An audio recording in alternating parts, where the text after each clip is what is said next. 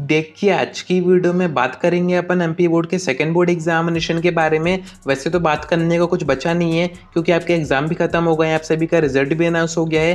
पर यहाँ पर एक काफ़ी सीरियस मैटर है जिस पर बात करना ज़रूरी है, वरना यह दिक्कत कभी भी ठीक नहीं होगी। मैं बात कर रहा हूँ आप सभी के रिजल्ट की।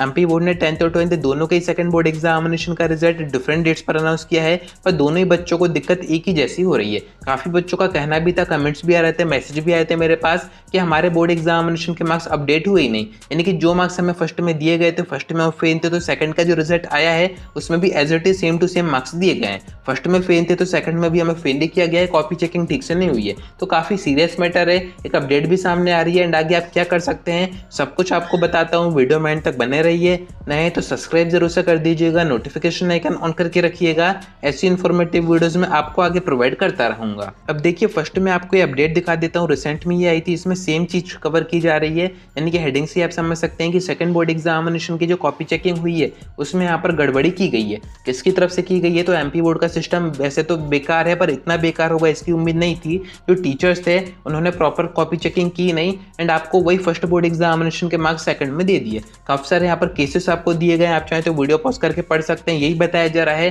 कि बच्चों को फर्स्ट बोर्ड एग्जामिनेशन के मार्क्स ही दे दिए गए। कुछ बच्चों को मार्क्स इंप्रूव करने थे, उनके मार्क्स इंप्रूव हो ही नहीं पाए। जो बच्चे फर्स्ट बोर्ड एग्जामिनेशन में फेल हो गए थे, उनको पास होना था, उनको यहाँ पर दोबारा से फेल कर दिया गया।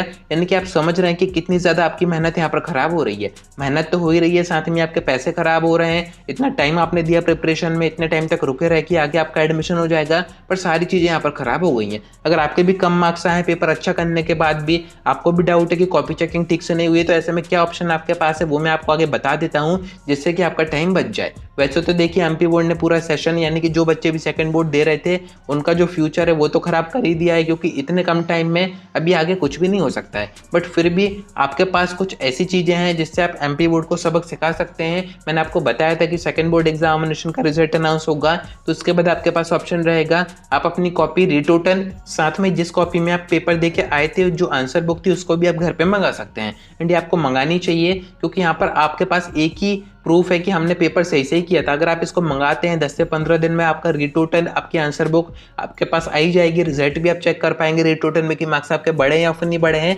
वैसे तो मैक्सिमम चांसेस है कि बढ़ जाएंगे। 7 अगस्त आखिरी तारीख है, जिन बच्चों की भी कम आए हैं वो जरूर से यहाँ पर फॉर्म भर दीजिएगा। एमपीबीएससी एमपी ऑनलाइन से आप खुद भी फॉर्म भर सकते हैं, यहाँ पर आपके सामने ऑप्शन आ जाएगा। अब देखिए, कॉपी आपके पास आ जाएगी, एकदम से तो कुछ होगा नहीं, एकदम से एमपी बोर्ड आपके मार्क्स इंप्रूव करेगा नहीं। एंड आगे जिन बच्चों को कॉलेज में एडमिशन चाहिए वो भी यहाँ पर बंद होने में है, ज़्यादा टाइम आपके पास नहीं है। जिनको 11th में एडमिशन चाहिए वो भी प्रोविजनल एडमिशन पे है, कोई परमानेंट तो है नहीं।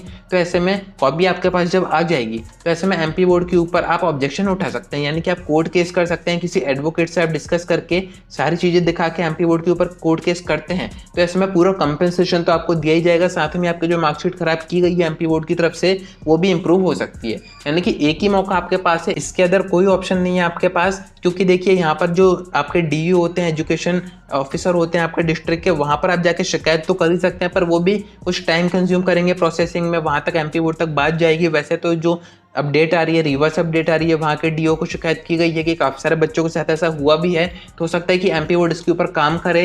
अगर आपका रिजल्ट अपडेट नहीं हो रहा है तो 1-2 दिन में आप दोबारा से चेक करके देख सकते हैं। बाकी रिटोटल या फिर आंसर बुक का जो ऑप्शन है उस पर आप जाइए, क्योंकि इतना पैसा वेस्ट हो गया है, टाइम वेस्ट हो गया है, तो थोड़े और सही। बट इसमें ये फायदा है कि आगे अगर वो ठीक होता है तो आगे आपकी मार्कशीट ठीक हो जाएगी, कंपेंसेशन भी आपको दिया जाएगा। सेशन आपका नहीं बच पाएगा, पर कुछ नहीं तो कुछ तो सही, कुछ तो आपके फेवर में होगा। तो जरूर से रिटोटल और आंसर बुक का ऑप्शन चेक कीजिएगा। बाकी आगे अगर एमपी बोर्ड सभी बच्चों के साथ कुछ अच्छा करता है, यानी कि सभी बच्चों का जो रिजल्ट है वो रिवाइज करता है, उसकी अपडेट मैं आपको दे दूंगा, चांसेस भी बन रहे हैं। तो कनेक्टेड रहिएगा। आज की वीडियो में इतना ही। कोई डाउट आता है कमेंट करके पूछ सकते हैं, या फिर आप डायरेक्ट मुझसे इंस्टाग्राम पर डीएम करके बात भी कर सकते हैं।